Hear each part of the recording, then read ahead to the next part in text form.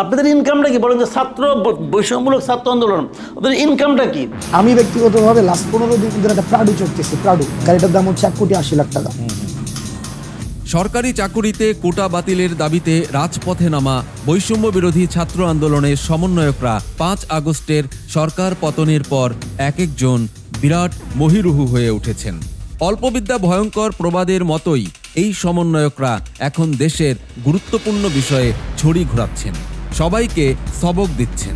রাজধানীর গুরুত্বপূর্ণ বাংলা মোটর এলাকায় বিশাল ভবনের ফ্লোর ভাড়া নিয়ে, রাজকীয় অফিস, দামি গাড়ি নিয়ে দেশের এক প্রান্ত থেকে অন্য প্রান্ত ঘুরে বেড়ানো এই সমন্বয়কদের নিয়ে এবার নাগরিক সমাজ প্রশ্ন করতে শুরু করেছে। আপনাদের ইনকামটা কি বলেন যে ছাত্র বৈষম্যমূলক ছাত্র আন্দোলন, ওদের ইনকামটা কি? রূপায়ণ টাওয়ারে তারা পুরো একটা ফ্লোর নিয়ে অফিস বানাইছে, ইনকামটা কি আপনারা বুঝান আমাদের। পথে ঘাটে অফিস পাড়ায় গণমাধ্যমে সবাই বলতে শুরু করেছেন, কদিন আগেও চা খাওয়ার টাকা না থাকা এসব অখ্যাত ছাত্ররা কোন আলাদিনের চেরাগ পেয়ে এমন ফুলে ফেঁপে উঠেছেন।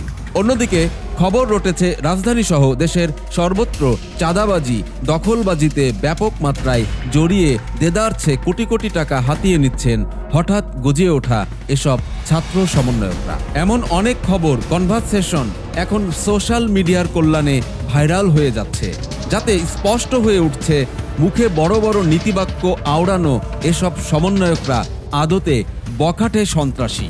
পয়লা লাস্ট কত এর কথা কইছে আমি তিনটা আমি বুঝি না, কয় যে গায়ে হামজা আর আব্দুল কাদের বলে দিব তিনের কথা বলি, তাহলে কিনা কয় যে আর হইতে না, আমাকে এটা কোনো কথা নেই, আমি এটা দিয়ে কথা কম, আমি তারপরে তিনটে যাই, আমি আমার ওস্তাদের লোক কথা বলি, আমি ক্লাস দাম করি দেখ হইলে।